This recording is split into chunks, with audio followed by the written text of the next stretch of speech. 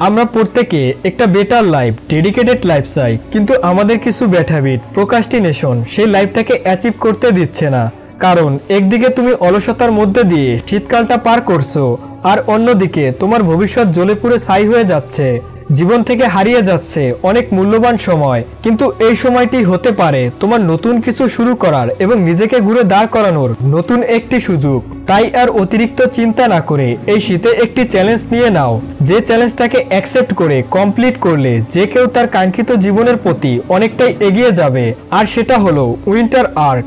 এই শীতকালটাকে কাজে লাগিয়ে নিজেকে পুরোপুরি বদলে ফেলো। দেখো, উইন্টার আর্ক এমনই এক আল্টিমেট সেলফ ইমপ্রুভমেন্ট চ্যালেঞ্জ যা তোমাকে আগামী 90 দিনের মধ্যে তোমার কমফোর্ট জোন থেকে বের করে তোমাকে মেন্টালি অ্যান্ড ফিজিক্যালি স্ট্রং বানিয়ে ফেলবে এবং তুমি ট্রান্সফর্ম হয়ে নিজের জন্য একটা বেস্ট ভার্সন হয়ে উঠবে। যেখানে এই ঠান্ডার দিনে শীতের সকালে সবাই কম্বল মুড়ি দিয়ে অলস হয়ে শুয়ে থাকবে, সেখানেই কেউ একজন নিজেকে ট্রান্সফর্ম করার জন্য কাজে লেগে থাকবে। আর সেটা অন্য কেউ নয়, সেটা হলো তুমি, যে চাইলে বাকিদের মতো অলস হয়ে বিছানায় শুয়ে থাকতে পারে, আবার চাইলে নিজেকে ট্রান্সফর্ম করতে পারে। তাহলে তুমি কি প্রস্তুত এই চ্যালেঞ্জটি নেওয়ার জন্য, এই ঠান্ডার আমেজ নেওয়ার জন্য, লাইফটাকে সঠিক ডাইরেকশনে নিয়ে যাওয়ার জন্য? যদি হ্যাঁ বলো, তাহলে ভালো করে শোনো তোমাকে কি করতে হবে। এই 90 দিনে তোমাকে এই 60টি চ্যালেঞ্জ পূরণ করতে হবে, সেটা যেভাবেই হোক। তার মধ্যে প্রথম যে চ্যালেঞ্জটা রয়েছে তা হলো নাম্বার 1, দ্য ইভলিউশন। একটি কথা মাথায় বসিয়ে নাও, এই পুরো শীত শুধুমাত্র তোমার জন্য, না পরিবারের জন্য, না ফ্রেন্ডের জন্য, না গার্লফ্রেন্ডের জন্য, আর না সোশ্যাল মিডিয়ার জন্য। উইন্টার আর্কের এই ট্রান্সফর্মের সময় তোমাকে সম্পূর্ণভাবে সবকিছু থেকে দূরে থাকতে হবে।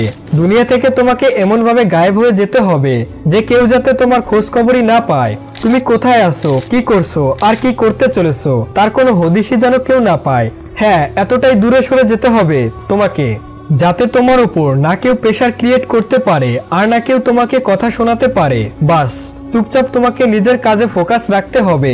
মানুষ যাতে বুঝতেই না পারে তুমি পরিশ্রম করছো, তাদের তুমি শুধু একটি জিনিসই দেখাবে, আর সেটা হলো তোমার রেজাল্ট, তোমার ট্রান্সফর্ম, তোমার স্ট্রং কামব্যাক।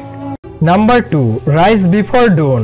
হ্যাঁ জানি, এই শীতের সকালে বিছানা থেকে ওঠা যে কারো পক্ষে অনেক কঠিন কাজ, কিন্তু কথা হলো তোমাকে তোমার বেস্ট ভার্সন হতে হবে। তাই তোমাকে সকালে উঠতেই হবে।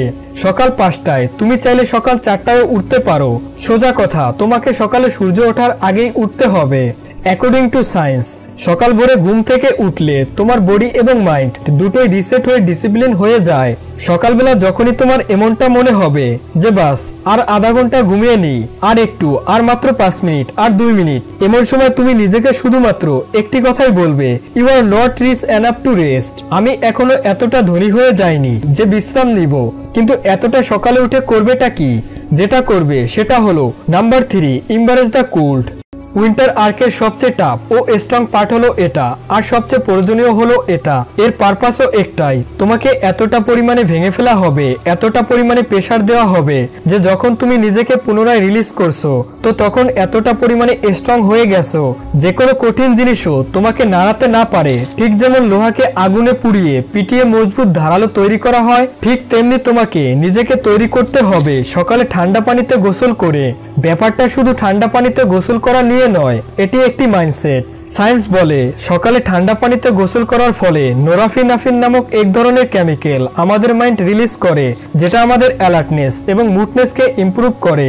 সাথে এটাও দেখা গেছে যে যারা প্রতিদিন সকালে ঠান্ডা পানিতে গোসল করে তাদের resilience and stress handling capacity অনেকটাই বেড়ে যায়। উইন হোপ, যাকে আইসম্যানও বলা হয়, তিনি এক্সট্রিম আইস কুল কন্ডিশনে নিজের মাইন্ড অ্যান্ড বডিকে এতটা পরিমাণে ট্রেন করেছেন যে তিনি -30 ডিগ্রি সেলসিয়াসেও খালি গায়ে বাইরে ঘুরে বেড়াতে পারেন। তার ব্রেথিং টেকনিক আর কুল্ড এক্সপোজার রুটিন তাকে শুধু ফিজিক্যালি নয়, মেন্টালি ভাবেও আনব্রেকেবল বানিয়ে ফেলেছে। যখন তুমি ঠান্ডা পানি দেখে মনে মনে ভয় পাচ্ছ, তখন শুধু বাস একটি কথা মাথায় রাখবে, the pain of cold is temporary but the strength build is permanent. পরবর্তী চ্যালেঞ্জ নাম্বার 4, জেন ওয়ারিয়র। এখন পর্যন্ত তুমি তোমার বডিকে ট্রেন করছিলে, আর এখন করতে হবে তোমার মাইন্ডকে। এই 20 মিনিটসের মেডিটেশন শুধুমাত্র তোমার মেন্টালি পিসের জন্য নয়, এটা তোমার মাইন্ডকেও ধারালো করবে। ঠিক যেভাবে একজন যোদ্ধা তার তলোয়ারকে ধারালো করে, ঠিক সেভাবেই তোমাকে তোমার মাইন্ডকে তেজ করতে হবে। অ্যাকর্ডিং টু সায়েন্স, মেডিটেশনের ফলে মাইন্ড আরো তেজ ও ধারালো হয়। হাবার্টের একটা স্টাডি এটা বলে যে 8 সপ্তাহ রেগুলার মেডিটেশন প্র্যাকটিস করার ফলে স্ট্রেস কমে যায় আর মেমোরি পাওয়ার ইমপ্রুভ হয়। এছাড়াও মেডিটেশনের মাধ্যমে তুমি ডিস্ট্রাকশনকে অ্যাভয়েড করতে পারবে আর তুমি তোমার উইল পাওয়ারকে বাড়াতে পারবে, যেটা তোমাকে এই পুরো উইন্টার আর্কের চ্যালেঞ্জের সাথে কমিটেড রাখতে হবে। পরবর্তী challenge number 5, the strong core. আমি চাই তুমি তোমার একটা ফটো তুলে রাখো, প্রতিটা অ্যাঙ্গেল থেকে নিজের একটা ফটো তুলে রাখো। আর তোমার উইন্টার আর্কের এই চ্যালেঞ্জ যখন শেষ হয়ে যাবে তখন তুমি নিজেকে দেখো কি থেকে কি বানিয়ে ফেলেছো নিজেকে। আমরা সবাই একটা অ্যাস্থেটিক বডি চাই আর এর জন্য আমাদের সবাইকে প্রত্যেকদিন কমসে কম 45 মিনিট এক্সারসাইজ করা দরকার ঠিকঠাক ভাবে। যদি তুমি মোটা হও তাহলে সিম্পলি তোমাকে ওয়েট লস করতে হবে। তবে হ্যাঁ, যদি তুমি পাতলা এবং আনফিট দেখতে লাগে তাহলে একটা ফিট বডি তৈরি করার জন্য কাজ করো। আর এখানেই আছে উইন্টার আর্কের সবচেয়ে বড় বেনিফিট। এই শীতকালের একটা গুরুত্বপূর্ণ দিক এটা যে এই সময় মেটাবলিজম স্লো হয়ে যায়, যার ফলে আমরা বেশি করে খাবার খেতে পারি আর সেটাকে হজম করাও সহজ হয়ে যায়, যা গরমের সময় খুবই কঠিন একটা ব্যাপার। তবে তার মানে এই নয় যে তুমি যা ইচ্ছা তাই খেতে শুরু করবে। তোমাকে হেলদি এবং প্রোটিনযুক্ত খাবারই খেতে হবে। তার সাথে প্রতিদিন তোমাকে 45 মিনিট এক্সারসাইজও করতে হবে তোমার ফিজিক্যালি ট্রান্সফর্ম করার জন্য। তারপর তোমার জন্য পরবর্তী চ্যালেঞ্জটা হলো নাম্বার 6, লেজার শার্প।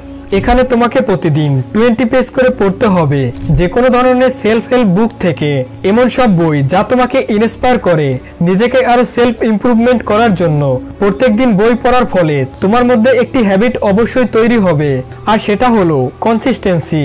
তুমি এই রুটিনটা যতটা ফলো করবে তোমার ফোকাস অ্যান্ড কনসালটেশন ততটাই ইমপ্রুভ হতে থাকবে।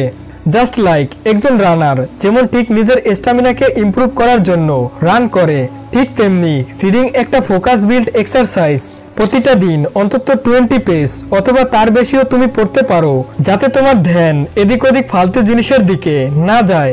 এবং সর্বশেষ চ্যালেঞ্জটি হলো number 7, surrender to A purpose. এখন সময় হলো নিজের লক্ষ্যের প্রতি কাজ করা।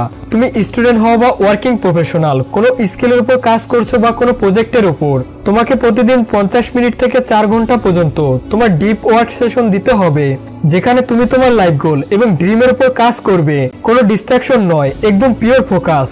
টাইমের কোনো ফিক্স নেই, তুমি চাইলে সকাল বা সন্ধ্যায় করতে পারো। তবে এমনটা নয় যে তুমি আধা ঘন্টা কাজ করবে আর 1 ঘন্টা রেস্ট নিবে। কাজ তোমাকে এমনভাবে করতে হবে যাতে সময় কখন পার হয়ে গেছে তা তুমি বুঝতেও না পারো। আর কাজের কোয়ালিটি এমন হতে হবে যাতে কেউ মেসি করতে না পারে। একটা কথা মাথায় রাখবে, যতটা সময় তুমি তোমার কাজের কোয়ালিটির উপর কাজ করবে ততটা তাড়াতাড়ি তুমি তোমার সাকসেসের দিকে এগিয়ে যাবে। তো এই ছিল সেই 7টি চ্যালেঞ্জ যেটা তোমাকে করতে হবে।